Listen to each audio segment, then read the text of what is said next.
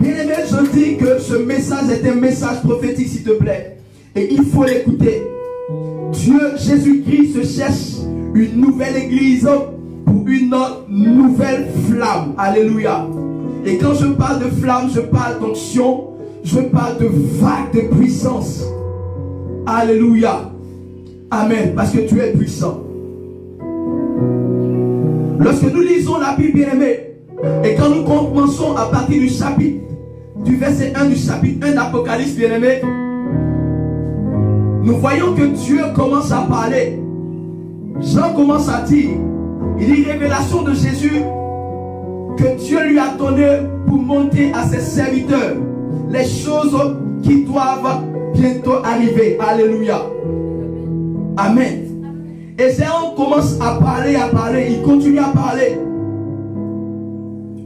Jean commence à décrire comment est-ce que la chose s'est passée. Lequel a attesté la parole de Dieu et le témoignage de Jésus, tout ce qu'il a vu. Au verset 3, il dit, heureux celui qui lit et ceux qui entendent les voix de la prophétie et qui gardent les choses qui y sont écrites, car le temps est proche. Alléluia. Je veux que tu m'écoutes, bien-aimé. Et pendant que tu seras en train de m'écouter, si tu es en connexion avec nous, l'Esprit va te donner la portion d'onction que tu recherches. Alléluia. Parce que Dieu, c'est le temps de la manifestation de la puissance de Dieu. Il est Dieu. Est-ce que quelqu'un est d'accord avec moi? Je sens que Dieu va faire quelque chose de puissant.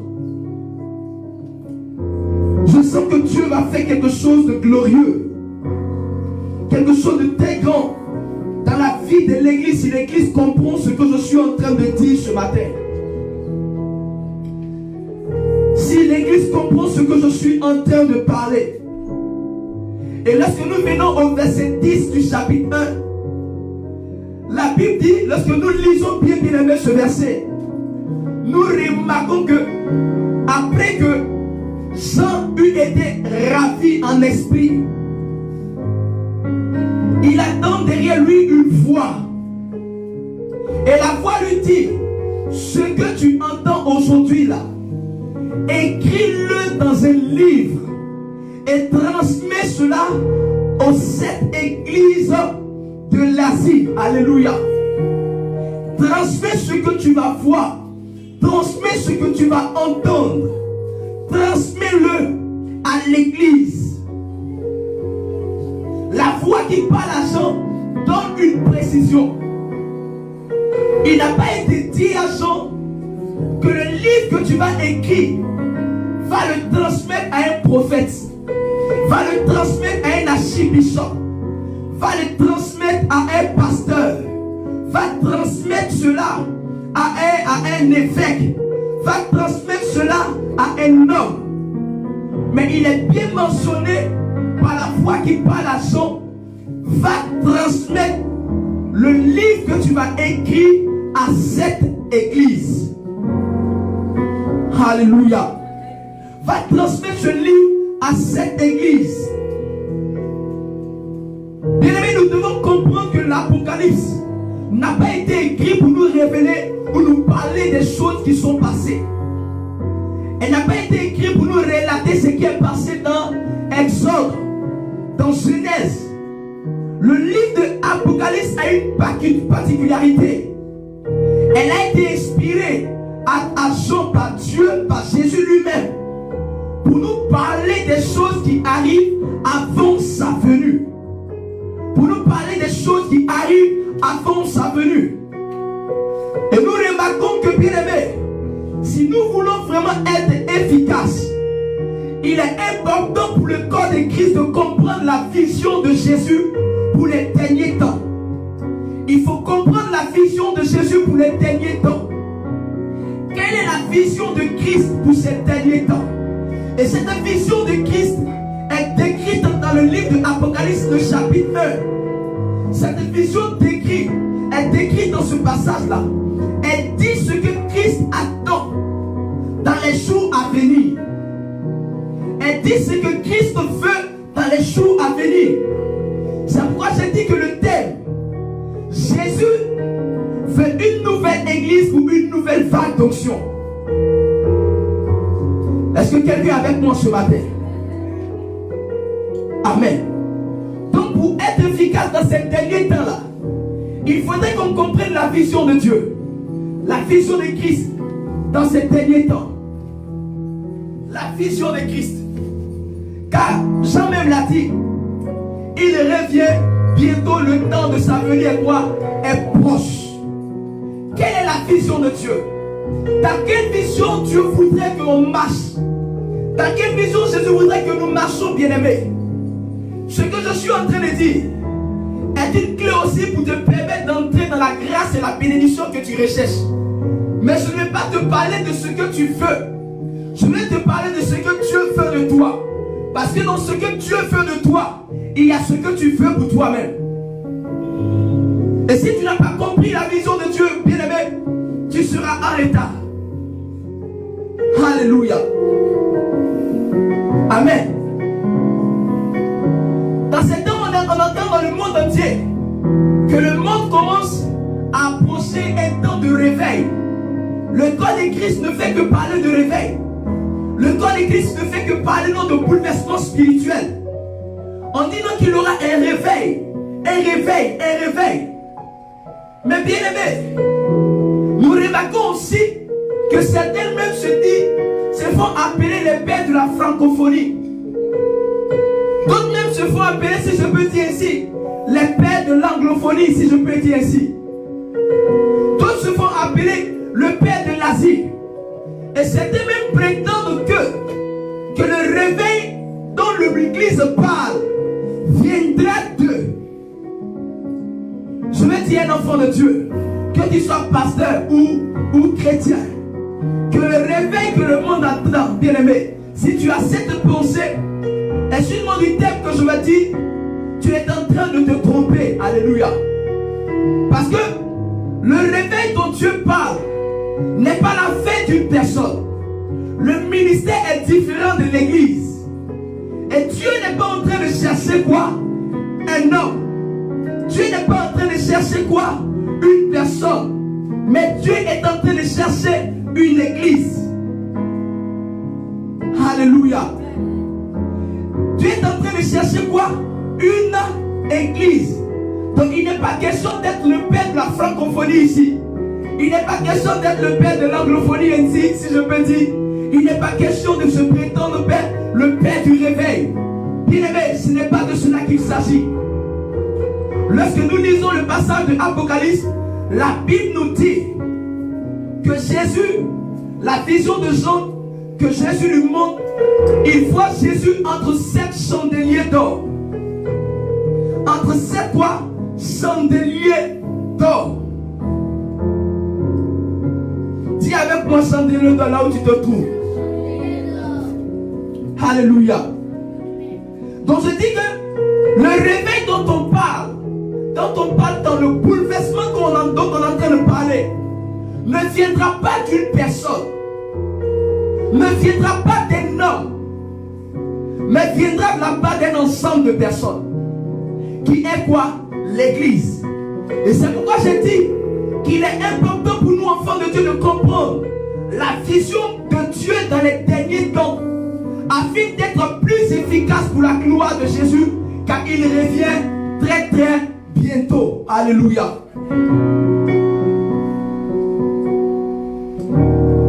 Je me répète, il ne cherche pas une femme.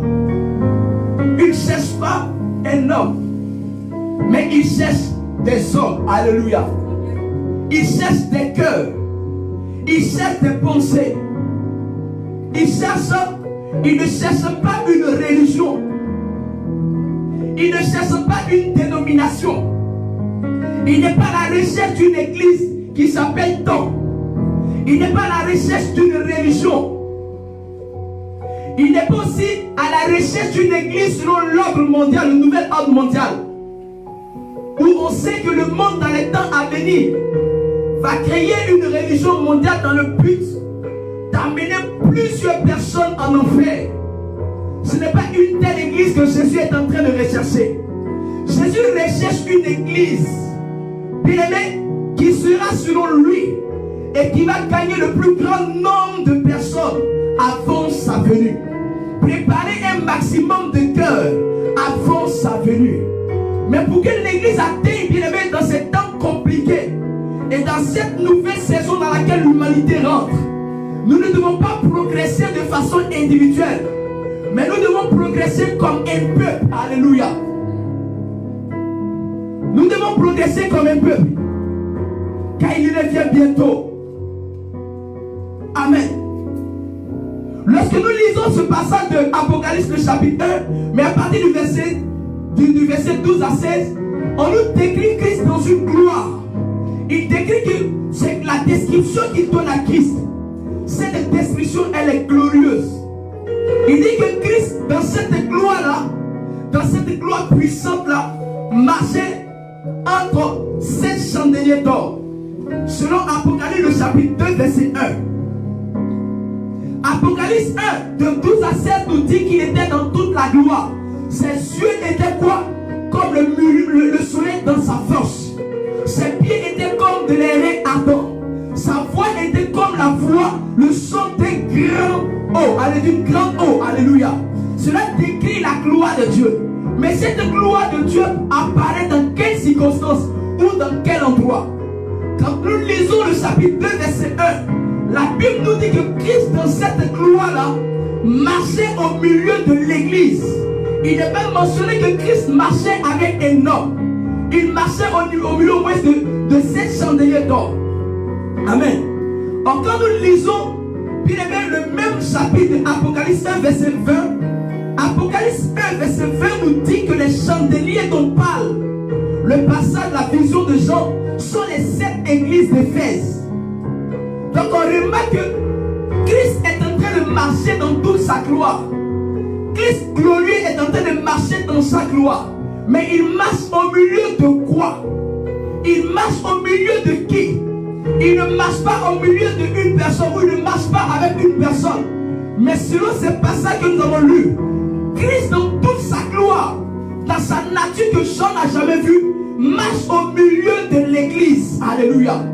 Et Christ est en train de se chercher une église, une nouvelle église, dans laquelle la gloire dont Apocalypse parle, que cette gloire puisse être vue aux yeux du monde entier. Alléluia. C'est pourquoi j'ai dit en prélude que ce réveil que le monde change, ce réveil que nous tous, nous recherchons, ce réveil que nous aspirons, ne viendra pas d'un homme, mais viendra d'une église. Viendra d'une église. Alléluia. Viendra d'une église. Pourquoi je le dis? Lorsque Jean finit d'avoir sa vision, et que la vision elle est décrite dans tout le chapitre 1, on remarque qu'au chapitre 2, Jean commence à s'adresser maintenant à des églises. Parce que Dieu lui a dit, écris ce livre et transmets ce livre aux 7 églises. À Philadelphie, à Pérgame, à Laodicée, à Smyrne. Toutes ces églises sont mentionnées. Vous voyez, cela précise effectivement que Dieu ne s'adressait pas à un homme, mais à une église. Et lorsque nous lisons les différentes lettres que Jean adresse aux églises, on se rend compte qu'à chaque fois que la lettre veut commencer, Jésus fait d'abord une description de lui. Et après, il fait une remarque au peuple. Et après la remarque, il fait quoi? Il fait des reproches. Et à la fin, il parle pour les ramener vers eux. Pour dire quoi? Il y a un type d'église que Dieu veut en maintenant. Dans l'ère dans laquelle nous nous trouvons, Dieu recherche un peuple qui est selon son cœur. Parce qu'il veut démontrer sa puissance. Il veut démontrer sa gloire. Mais l'église dans son ensemble n'est pas prête pour que Dieu l'utilise pour démontrer sa gloire.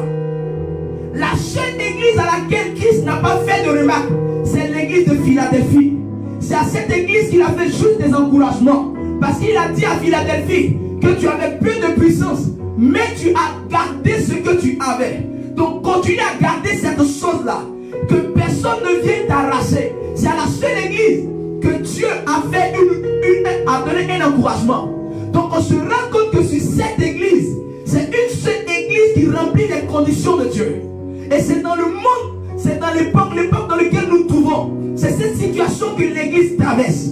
Combien sont les églises que nous avons appelées de temps, et que quand Dieu regarde dans les cieux, il reconnaît l'église comme étant sa propriété. Bien-aimé, Dieu est en train de chercher une église. Dieu est en train de chercher un peuple. Parce qu'il veut montrer ce que Jean a vu. Tant qu'il ne montrera pas ce que Jean a vu, l'humanité ne pourra pas l'accepter. Mais quelle est l'église que Dieu cherche? Quelle est la caractéristique de cette église que Dieu veut? L'image du chandelier n'a pas été prise en vain. Dieu ne s'est pas levé comme ça pour dire, et pour parler du chandelier. Le chandelier est très important pour Dieu. Et nous allons en venir, bien-aimés. Lorsque Jean prend la parole, il commence à écrire à des églises. Donc arrêtons nous-mêmes de nous tromper pour dire, le réveil viendra de moi. Bien-aimé, Dieu n'a pas besoin d'un ministère. Un ministère peut mourir après le leader. Un ministère peut disparaître du jour au lendemain. Mais une église reste dans le temps. C'est pourquoi il a parlé à l'église. Parce que regardez, la vision de Jean que Jean a eu apparaît après entre 60 et 65 ans après la mort et la résurrection de Christ. Lorsque Christ est mort et qu'il est monté, c'est après une période de 60 à 65 ans que Jean est en captivité sur l'île de Patmos va recevoir cette vision. Donc regardez, depuis lors, Jean s'adresse à l'église parce qu'il sait que l'être humain peut passer. Lui sur qui repose l'onction, il peut passer, mais l'église ne passera pas. L'église a la capacité de subsister dans le temps. Aujourd'hui on parle de cette église, mais il parle aussi de l'église de maintenant. Il ne veut pas que parmi cette église, il y ait seulement une seule église qui remplit ses conditions. Mais dans le désir de Dieu, c'est qu'il veut que les 7 églises remplissent ces conditions. C'est pourquoi Apocalypse nous dit qu'il marchait parmi 7 chandeliers. Et les 7 chandeliers sont 7 églises. Est-ce que quelqu'un est avec moi? Lorsque nous lisons le livre de Matthieu, le chapitre 5, verset 13 à 14, au verset 13, il dit, vous êtes le sel du monde. Et au verset 14, il dit, vous êtes quoi? La lumière du monde. Tu peux lire s'il te plaît si tu te trouves. Verset 13 dit, vous êtes le sel du monde. Matthieu 5, verset 13 à 14. Je vais doucement. Je veux que tu comprennes parce que Dieu a besoin de toi. Tu peux lire. Vous êtes le sel de la terre. Vous êtes le sel de la terre. Et si le sel perd sa saveur, avec quoi la lui rendra-t-on? Avec quoi la lui rendra-t-on? Il ne sait plus qu'à être jeté dehors. Il ne sait plus qu'à être jeté dehors. Et foulé aux pieds par les hommes. Et foulé aux pieds par les hommes. Vous êtes la lumière du monde. Vous êtes la lumière du monde. Une ville située sur une montagne ne peut être cachée. Une ville située sur une montagne ne peut être cachée. Et on n'allume pas une lampe pour la mettre sur le boisseau. On n'allume pas une lampe pour la mettre sur le boisseau. Pour dire on n'allume pas une lampe pour la mettre sous une table. Mais on la met sur le chandelier. Mais on la met sur le chandelier. C'est pas de chandelier que nous sommes en train de parler. On la met sur le chandelier. Et elle éclaire tous ceux qui sont dans la maison. Et elle éclaire tous ceux qui sont dans la maison. Alléluia. J'ai dit que Dieu veut manifester le réveil. Mais le réveil ne se manifestera pas avec un individu, mais avec l'église. Je veux que l'église du monde entier vous écoutez. Je dis, écoutez bien, pour qu'on puisse être efficace. Sinon, nous serons jetés dehors par ceux qui ont déjà de l'avance sur nous. Alléluia. Vous voyez, il dit, vous êtes. Le vous est un pronom personnel. Alléluia. Amen. De la catégorie de la deuxième personne du pluriel. Le vous peut être utilisé pour s'exprimer ou pour s'adresser à un groupe de personnes ou à un individu dans le sens de façon polie. Amen. Mais le vous que Jésus utilise ici n'est pas un vous pour s'adresser à une personne de façon polie, mais un vous pour s'adresser à un groupe de personnes. Il dit que vous êtes le sel. C'est un ensemble. Vous êtes le sel du monde. Et ce sel-là ne doit pas perdre sa valeur. Vous êtes le sel. Quand on prend le sel c'est quoi? C'est une substance qui est faite de plusieurs cristaux de sel. Alléluia. Les cristaux de sel, parlant du sel alimentaire qu'on met dans la sauce là. Quand tu prends le sel, tu remarques qu'il y a de petits grains. Est-ce qu'un seul petit grain peut donner de la saveur à une sauce?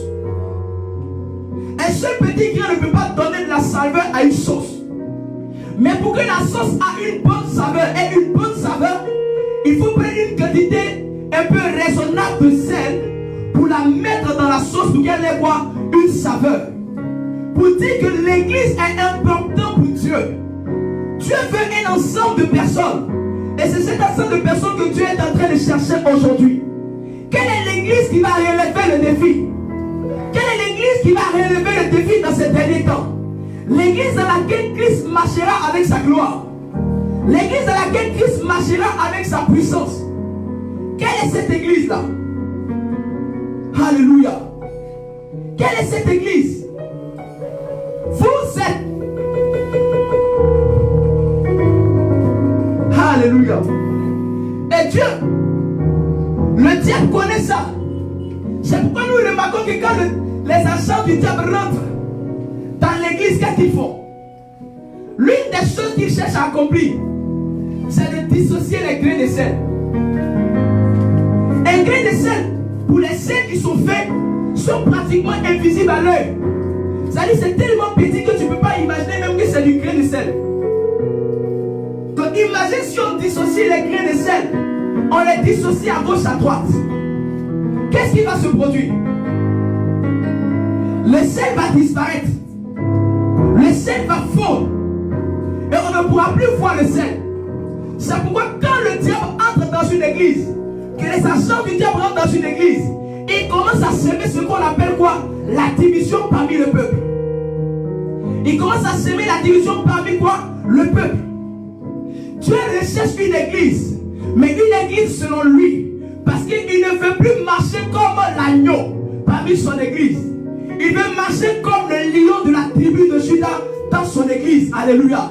Il veut faire asseoir sa puissance et amener à l'existence ce que Joël lui a dit, déverser, bien-aimé, sa puissance sur le monde, sur toute personne, pour que nous soyons efficaces dans sa main.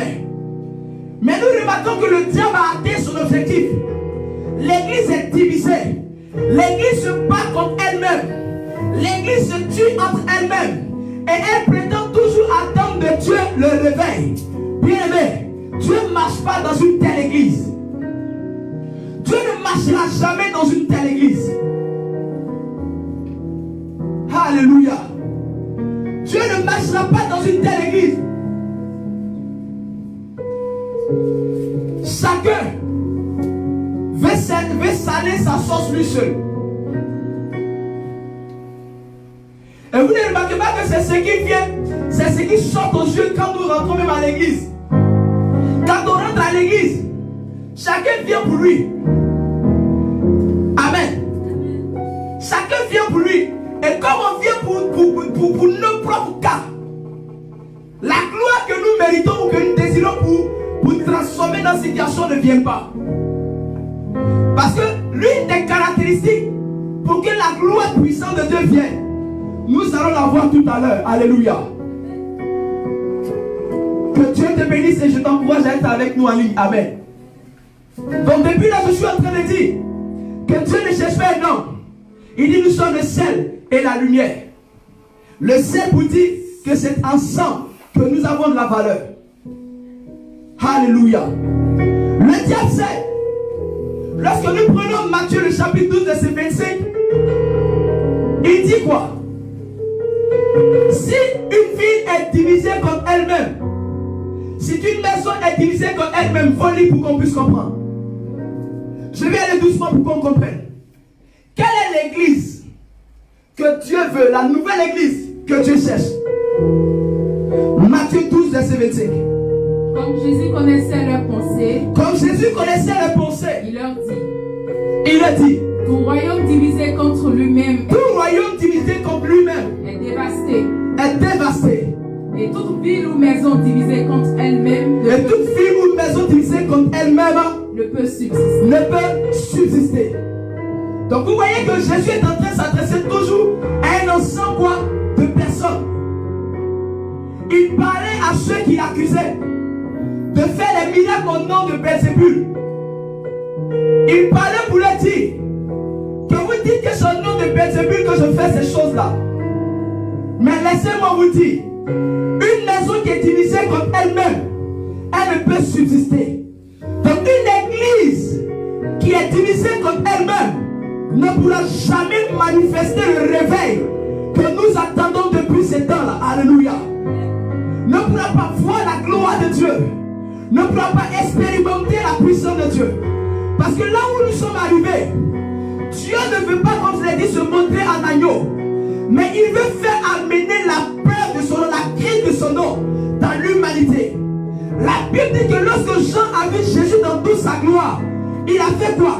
Il est tombé. Il est tombé. Parce que la nature de Jean humaine, sa nature charnelle, ne pouvait pas résister à la gloire de Dieu. Alléluia.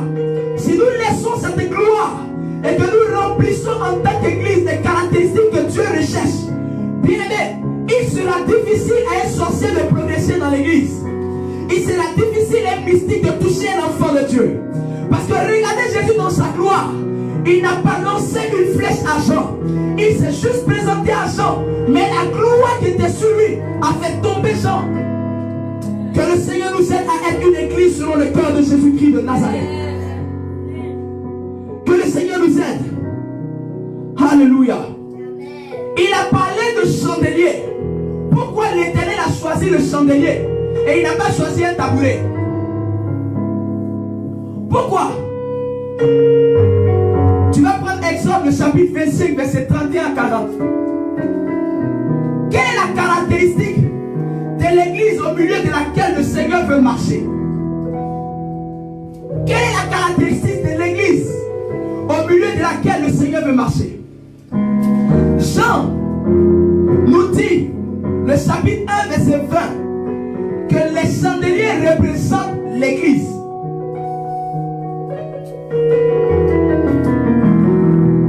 Il n'y a point d'autre que toi, Alpha, Oméga. Il n'y a point d'autre que toi. Ton nom est Jéhovah. Ton nom est Adonai. Dieu tout-puissant. Il n'y a point d'autre que toi. Ton nom est Shaddai, le Dieu de miracles.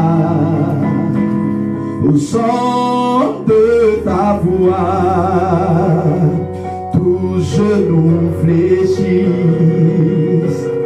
Au son de ta voix, toute langue confesse que tu es le Dieu qui cale l'alliance. Il n'y a point d'autre que toi. Ton nom est Jéhovah. Ton nom est Adonai. Dieu tout-puissant. Il n'y a point d'autre que toi. Ton nom est Élie. Ton nom est Alpha. Dieu, trois fois saint. Il n'y a point d'autre que toi. Tu peux lire le passage s'il te plaît. Exode chapitre 25, à partir du verset 31 à 40. Sois en ligne avec moi, bien-aimé. Les Karaboski de Brice. Tu peux lire s'il te plaît. Tu feras un chandelier d'or. Alléluia. Donc vous voyez, la Bible dit que le chandelier n'a pas, je dis que le chandelier n'a pas été utilisé par Dieu comme ça. Mais le chandelier a une importance très capitale dans la présence de Dieu. Et Apocalypse nous a fait comprendre que le chandelier là, c'est l'église. Mais regarde comment Dieu veut que l'église soit constituée. Comment l'église doit être fondée et fabriquée. Parle ici, s'il te plaît. Ce chandelier sera fait d'or battu. Il dit le chandelier sera fait d'or battu. Son pied s'attire. Un instant. Il dit le chandelier sera fait d'or pur, battu. Parce que c'est mentionné d'or pur, battu. On se rend compte ici que Dieu ne prend pas n'importe quelle matière pour dire que le chandelier doit être fabriqué. Vous êtes sans ignorer que, à vous et moi, qu'on ne trouve pas l'or à la surface de la terre comme ça. Il est difficile de trouver une quantité très importante de l'or à la surface. Peut-être quand il pleut par érosion, on peut avoir peut-être de petits cristaux d'or. Mais avoir une bonne quantité d'or pour bâtir ou construire qu'on appelle le chandelier dont Dieu est en train de parler nécessite un énorme effort. Alléluia. Quelque chose de puissant. Vous voyez, il y a des compagnies minières qui extraient l'or. Mais pour extraire ne serait-ce que peut-être 1,5 kg d'or. Des gens peuvent faire des trous aller jusqu'à 3 mètres, jusqu'à 400 mètres de profondeur. Et même en Afrique du Sud, la mine d'or la plus profonde, c'est-à-dire la profondeur pour ne trouver que de l'or, fait 3,9 km. Ça veut dire quitter ici, aller peut-être jusqu'à Chescosi, juste pour trouver de l'or. Donc vous voyez comment est-ce que c'est important. Pour dire que Dieu ne prend pas n'importe qui pour faire son œuvre. Et quand même ils arrivent à cette profondeur, l'or n'est pas aux yeux de tous. Ce n'est pas établi comme ça, comme quand tu rentres dans un supermarché, tu commences à ramasser l'or. Généralement, l'or, après cette profondeur de 300 à 400 mètres, se trouve dans un truc qu'on appelle des filons. Je vais faire un peu de sciences naturelles. Des filons. Les filons, c'est un amas. Amen. Un ensemble de minéraux solides. Donc l'or peut se mélanger à ces choses-là. Alors qu'est-ce que les gens vont faire? Après avoir utilisé assez de fois pour atteindre une profondeur, ils vont encore percer les filons là et mettre des dynamites dedans. Peut-être jusqu'à 60 kg de dynamite. Faire exploser ces filons. Ramasser les cristaux qui sont là dans les machines et les faire remonter à la surface. Ces cristaux seront écrasés dans des machines, chauffés, avant de recueillir une petite quantité d'or. Donc vous voyez comment c'est difficile d'avoir l'or. Comment c'est compliqué d'avoir l'or. Il a été compliqué pour Dieu de t'appeler et de te permettre d'être sauvé comme enfant de Dieu. Il a aussi payé le grand prix. Il n'a pas pris les machines pour créer la terre, mais il a offert Jésus-Christ comme sacrifice pour te faire venir dans sa présence. Mais pour quel but? C'est le but que nous oublions. Pour quel but, bien-aimé? Même après la mort de Christ, les gens qui t'ont annoncé l'évangile, ils ont dû gêner, ils ont dû prier. À plusieurs reprises, ils t'ont annoncé l'évangile. Mais il t'a fallu combien d'années avant d'accepter Christ? Pour certains, il a fallu des années. Tu es l'homme dont Dieu parle. Alléluia. Tu as de la valeur. Parce que Dieu a payé un prix pour te prendre. Il t'a pris. De façon individuelle. Il a payé un grand prix. Il nous a pris. Et aujourd'hui, nous partons à l'église. Mais pour quel but Dieu nous permet d'être rassemblés dans un endroit? Pour quel but? Vous voyez, pour 100 tonnes, 150 tonnes de granit ramassés, broyés, on a souvent 1,5 kg d'or. 1,5 kg d'or. Et Dieu dit, il faut prendre et fais-moi de l'or. Dans cette version, la version d'Abi, nous dit environ l'or doit faire 35 à 45 kg. C'est-à-dire le chandelier là doit peser environ 35 à 45, j'ai oublié, mais c'est entre l'intervalle de 35 à 45 kg.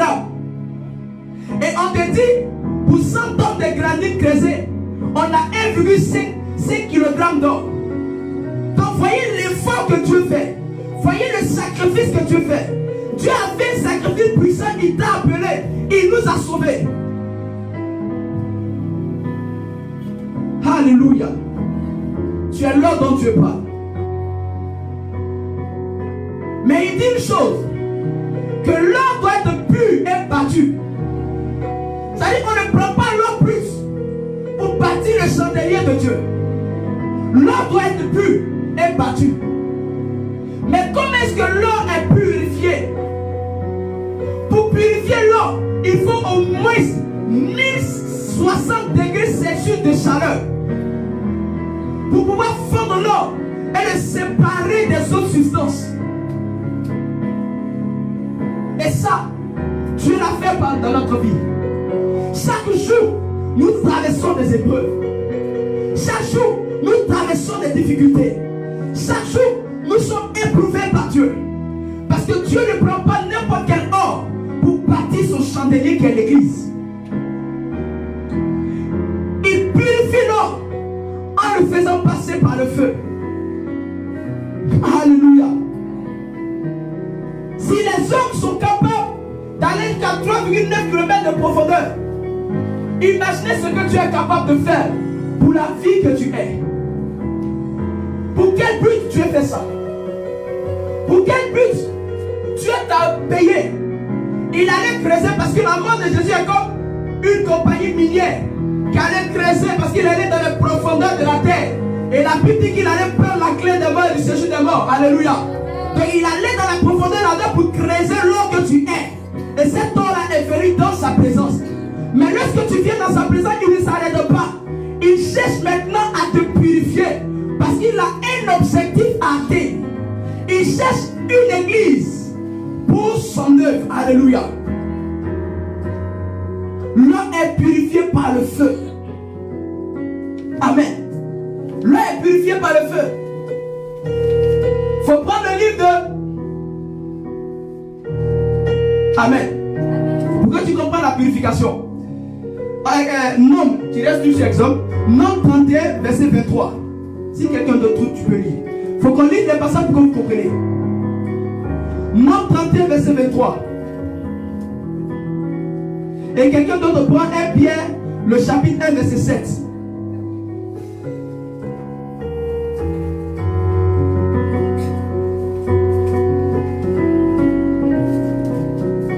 Nom 31, le verset 23. Adonai,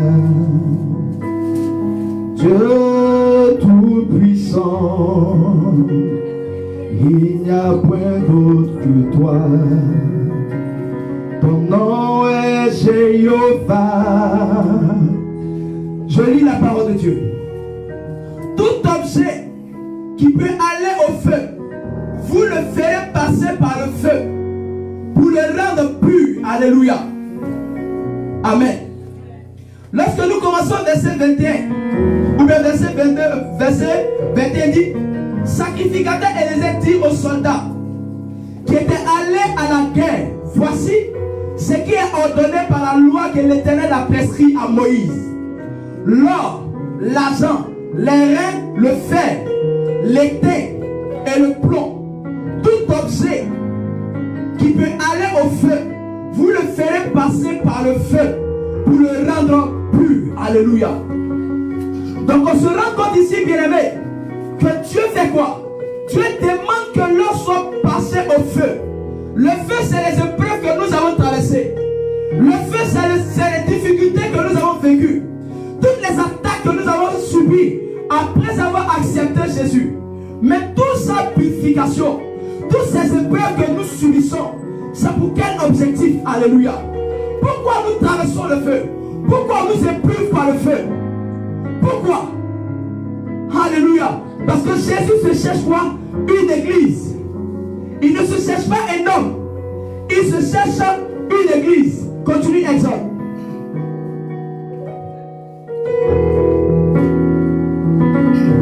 Ce chandelier sera fait d'or battu. Ce chandelier sera fait d'or battu. Son pied, sa tige, ses calices, ses pommes et ses fleurs seront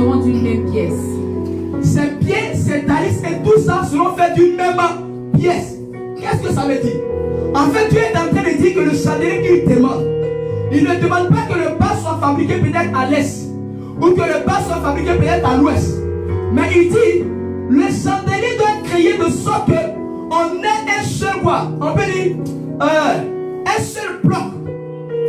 Il ne faudrait pas qu'il y ait un endroit où on peut facilement le casser. Un endroit où on peut facilement le dissocier. Mais ils disent, les calices, les amandes qui sont là-dessus, les lampes qui seront dessus, le pain, la tige, tout cela sera fait quoi? En un seul bloc. Mais vous comprenez que lorsqu'on extrait l'or et qu'on fait passer l'or dans le feu, on n'obtient pas de l'or en champ comme un bloc. Ce sont des petits cristaux. Donc chaque cristaux représente un chrétien. Chaque cristaux représente une personne. Alors pour pouvoir permettre de faire maintenant le chandelier, qu'est-ce qu'il a fait? Ils vont faire fondre, bien aimé, l'ensemble des cristaux pour le mettre dans un récipient qui a la forme d'un chandelier. Et quand le liquide chauffé à 1060 degrés Celsius sera mis dans l'objet qui fait la forme du chandelier, le chandelier sortira en un seul bloc. Alléluia. Pour dire quoi, bien aimé?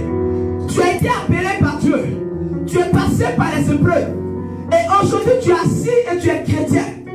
Dieu ne t'a pas fait passer par les épreuves pour que tu puisses avoir quelque chose pour ton intérêt personnel. Mais il t'a fait passer par les fleuves pour que le cristal d'or que tu es, ensemble avec tes frères et sœurs, nous puissions fabriquer le chandelier d'or. Alléluia. Chandelier d'or. Maintenant quand le chandelier est préparé, il peut servir maintenant à la maison de l'Éternel. Et c'est en ce moment-là que ce que le monde recherche, c'est en ce moment que la chose va se manifester sur notre vie. Vous voyez? Rechercher les chrétiens par l'évangile, éprouvés par le feu et les difficultés, fondus, battus, on nous a souvent frappés, on t'a souvent insulté, battu, c'est-à-dire comme le forgeron, tapé pour donner une forme. Et quand tout ça là est fini, normalement, chacun ne doit plus penser à son intérêt, mais chacun doit penser à l'intérêt de Dieu. Et c'est une telle église que Dieu recherche. Une telle église qui est le chandelier qui n'a pas été fait à partir d'un seul cristal ou d'un grain d'or, mais d'un ensemble d'enfants de Dieu qui ont une seule vision. Si l'église n'atteint pas ce stade d'unité, d'ensemble de purification, le réveil ne viendra pas. Le réveil ne viendra pas. Et nous serons là à être écrasés par les démons. Les démons, les ténèbres vont nous écraser. Parce que Christ l'a dit. Il dit si le sel perd sa saveur, qu'est-ce qu'il reste à faire à ce sel-là? C'est de le fouler dehors, de le jeter. Mais si la lumière qui est sur le chandelier, on prend le chandelier et on le cache, on ne pourra pas éclairer. Pour dire quoi? Si l'église n'est pas réellement un chandelier en bloc, Dieu ne viendra pas marcher dans l'église. Et l'église ne pourra pas expérimenter sa gloire. Or, vous comprenez que comme le chandelier a été fait à partir de plusieurs morceaux d'or, quand la gloire descend dans l'église, elle impacte toutes les petites cellules qui ont été utilisées pour faire l'or. Alléluia. C'est pourquoi en ce moment tu verras un tel enfant de Dieu qui a une parole de connaissance que l'autre n'a pas. Tu verras un tel enfant de Dieu qui a un don de guérison pas possible. Tu verras un tel enfant de Dieu qui a un don de miracle pas possible. Parce que quoi? Nous sommes unis. Et Dieu descend dans sa gloire et contamine tout le chandelier. Alléluia. En ce moment, toutes les particules du chandelier produiront le miracle dans le nom de Jésus-Christ de Nazareth. Nous désirons le réveil. Mais nous sommes divisés. Et quand il finit de lire le livre de Exode, il va maintenant commencer à donner des ordres maintenant à Aaron. Il ordonne au peuple de faire venir maintenant de l'huile d'amande concassée. C'est-à-dire l'huile d'amande de valeur. Pour que l'huile puisse être mise dans les lampes et que le feu de la lampe là soit entretenu de façon continuelle. Dans la présence de Dieu. Donc vous voyez, il sera plus difficile pour une personne d'entrer dans la présence de Dieu.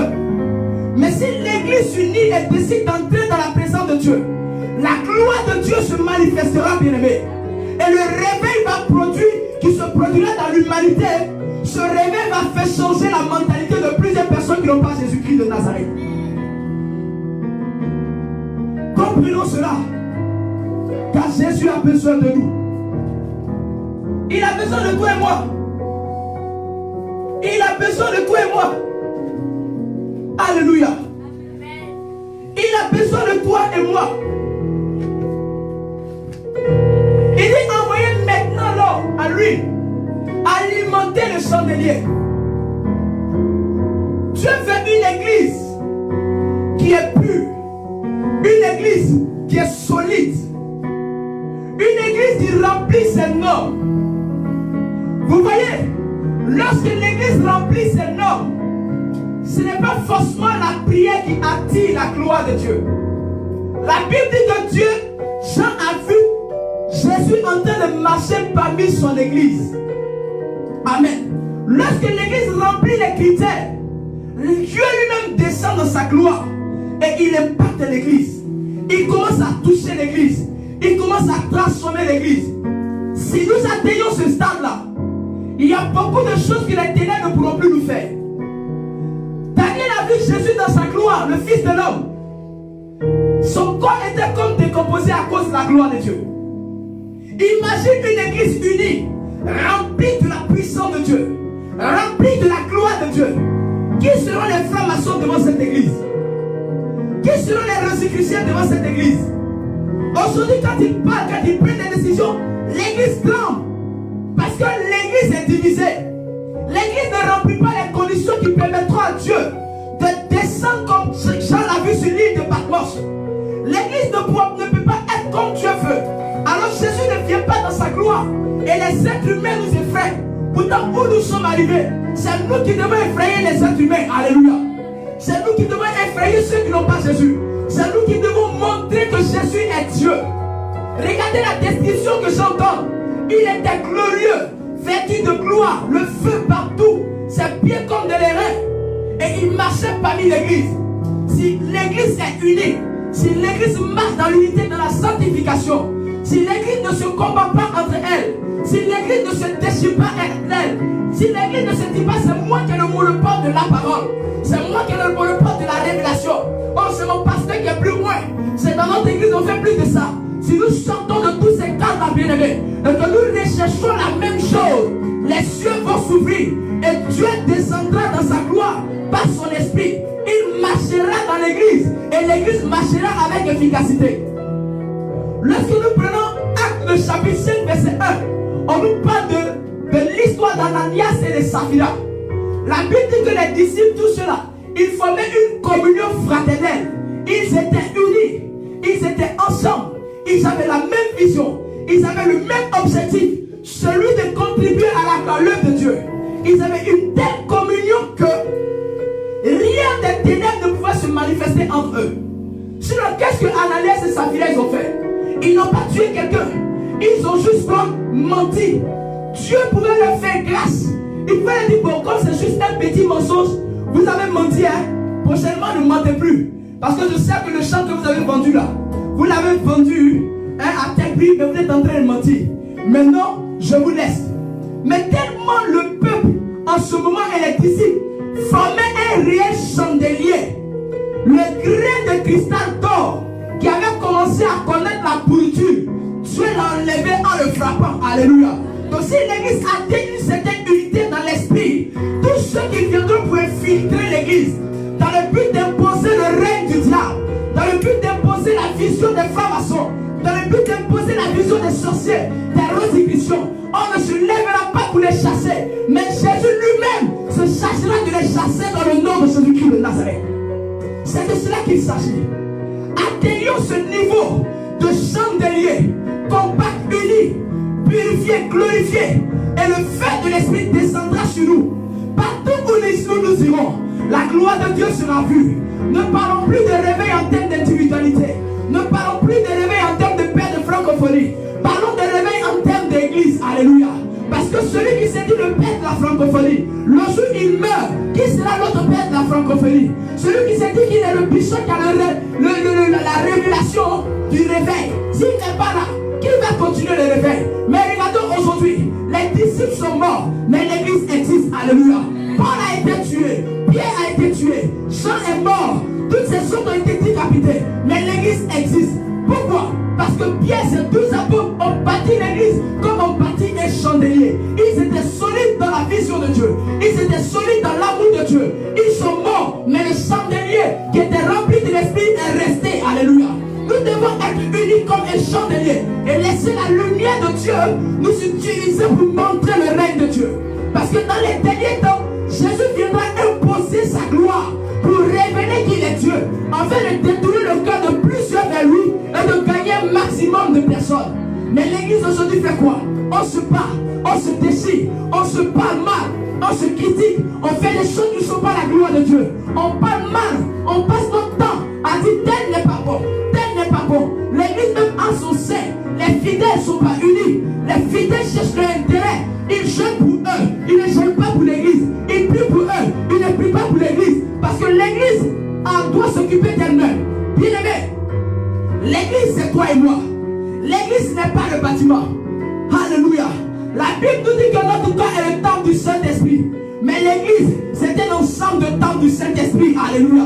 Toi et moi, nous sommes le temple. Mais toi et moi, ensemble, nous formons une église qui est appelée l'épouse de Dieu. La Bible dit que quand Jésus viendra du ciel, il ne viendra pas chercher un homme. Il viendra chercher son épouse. Son épouse, c'est un ensemble d'hommes. Mais avant de nous chercher, il faudrait qu'on manifeste son règne que Jean a vu. Le règne du lion, le règne de la fournaise, le règne de la terreur, le règne de la gloire. Pour que les gens sachent que même si Jésus ne les tue pas, il est le Dieu qui est capable de toutes choses.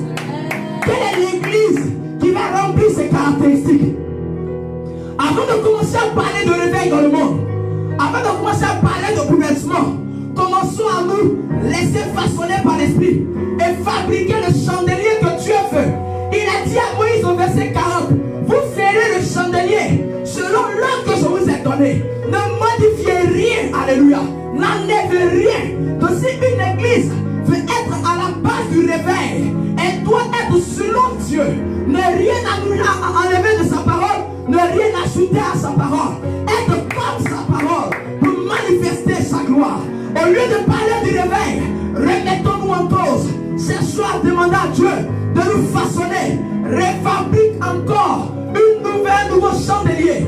Un chandelier selon tes normes. Un chandelier selon tes critères. Et ce chandelier-là pourra bouleverser le monde. Alléluia. Je vous ai dit en prélude que le livre de Jean n'est pas venu pour parler des choses passées. Le livre de Jean est venu pour parler des choses à venir. Or, pour accomplir les choses à venir, il faut comprendre la vision de celui qui a parlé à Jean. Celui qui a parlé à Jean veut marcher au milieu de l'église. Il ne marchera pas auprès du prophète entier que je suis. Non. Il veut marcher auprès de moi, nos enfants, vous, tous les enfants spirituels. Il veut marcher ensemble à l'église.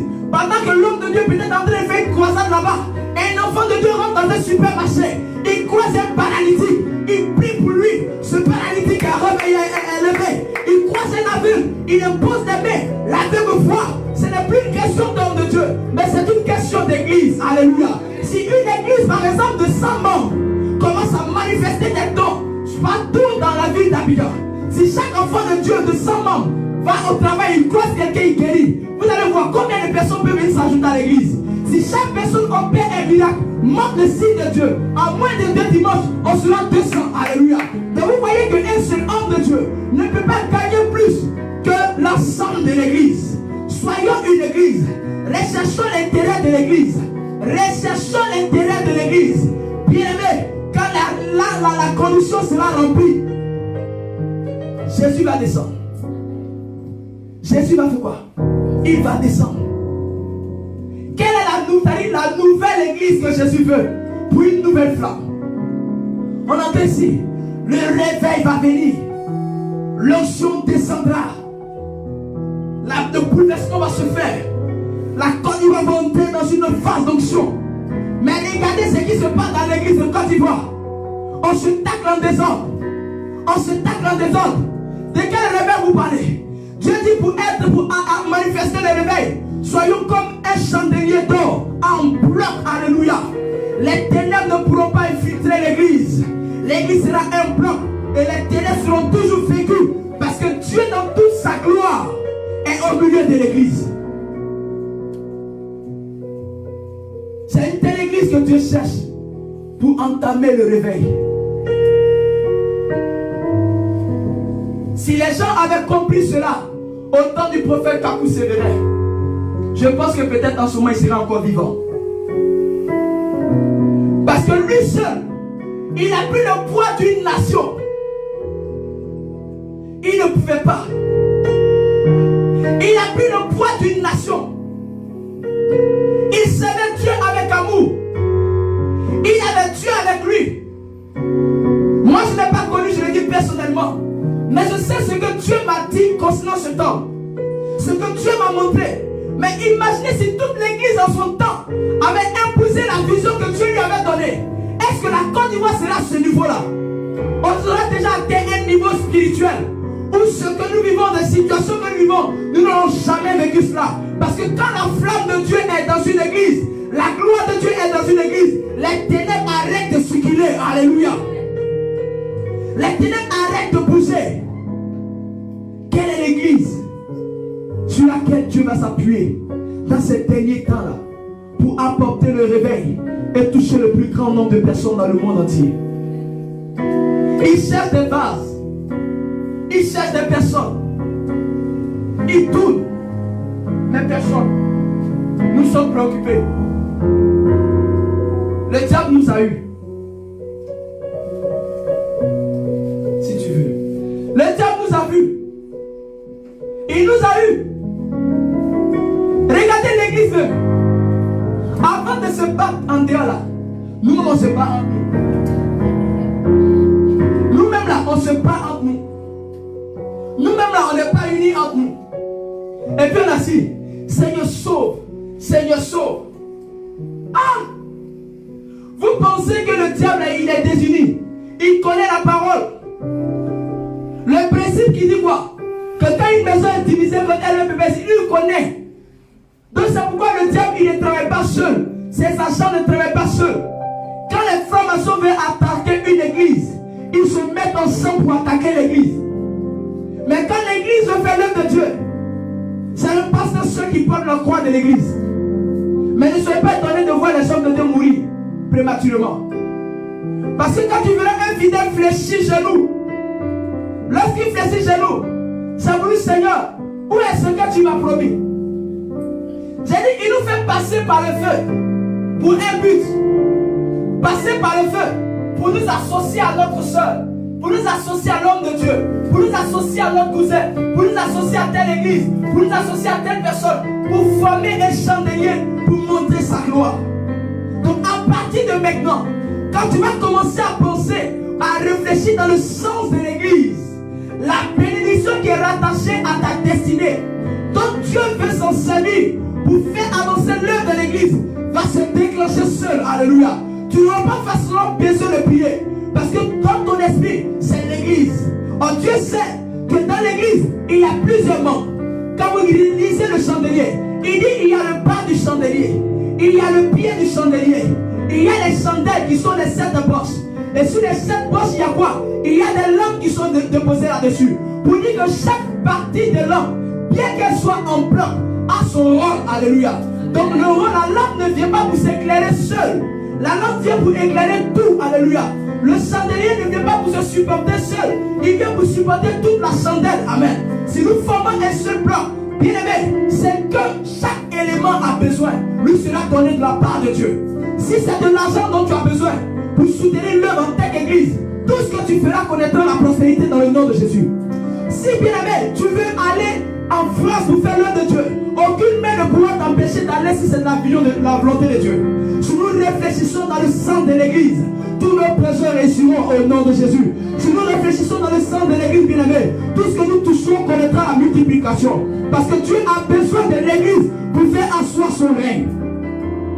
C'est de cela qu'il s'agit. Voyez, le diable a tellement reçu qu'il est difficile pour les enfants de Dieu de soutenir même l'église quand même ils ont l'argent.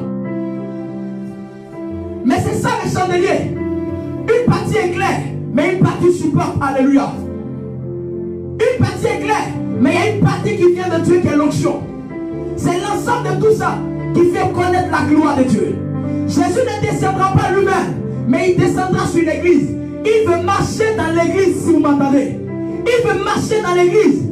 La puissance que nous recherchons se manifestera dans l'église et non en dehors de l'église. Qui veut faire partie de l'église de Jésus? Qui a besoin?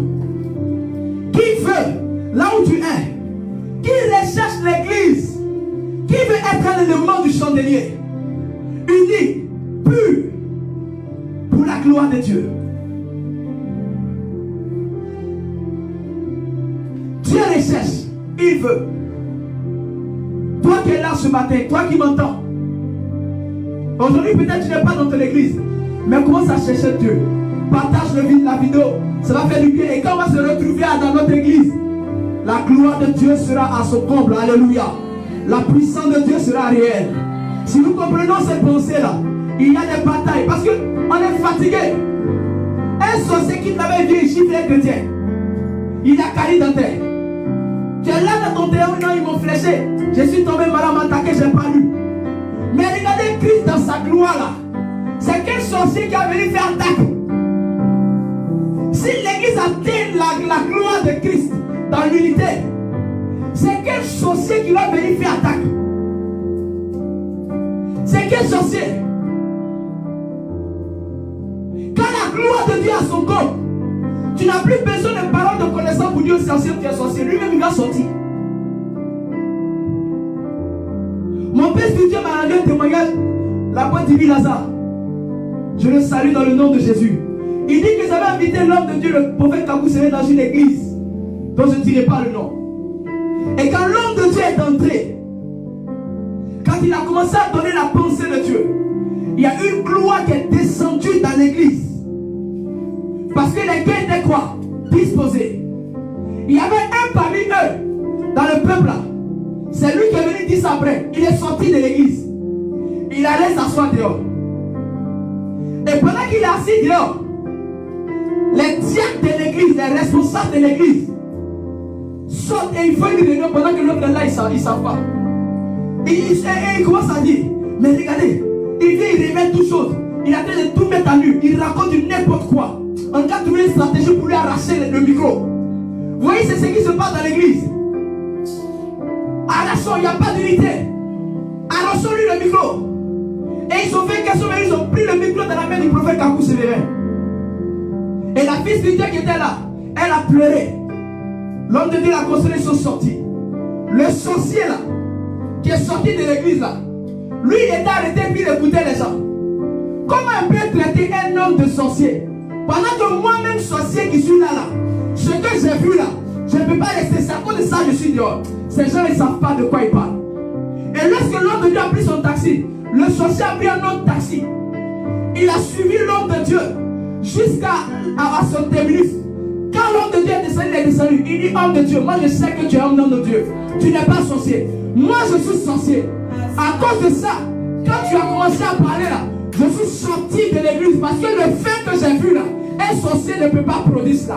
Pour dire quoi, si nous ressemblons à Christ, les sorciers vont se convertir ou ils vont déguerpir.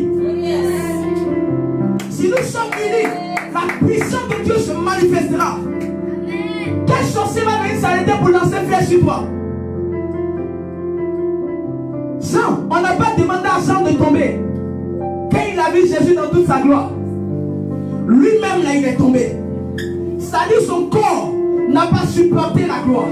Jésus veut marcher dans ces derniers temps, au milieu de l'église, pas avec une petite onction de parler en langue, pas avec un petit ribababa, pas avec cette histoire de dire je vois tant.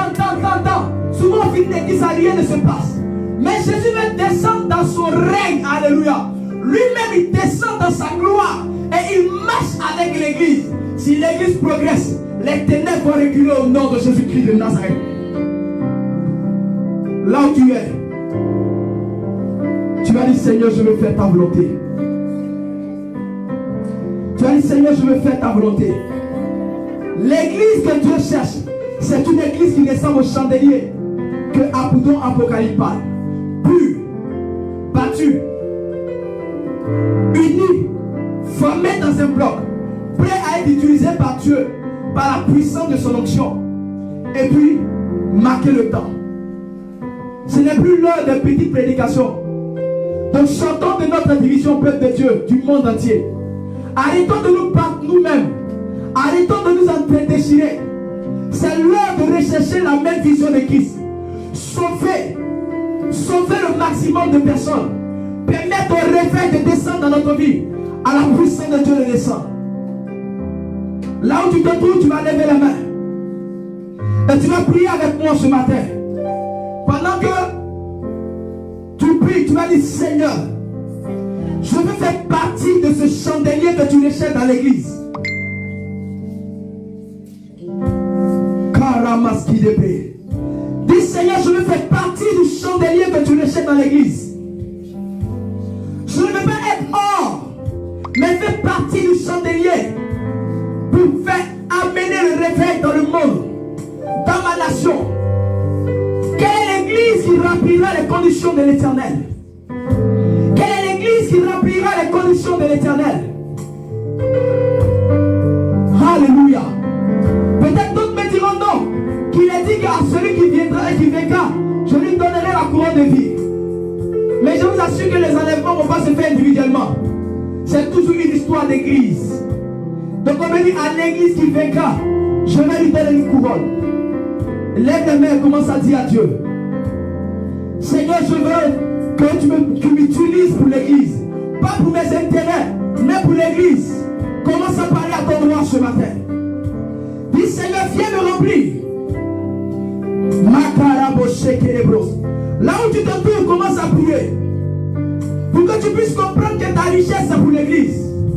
Tes pieds c'est pour l'église. Ta vie, ton corps c'est pour l'église. Tout cela, mettons-les ensemble pour que l'Esprit de Dieu soit manifeste et que le réveil que nous recherchons vienne.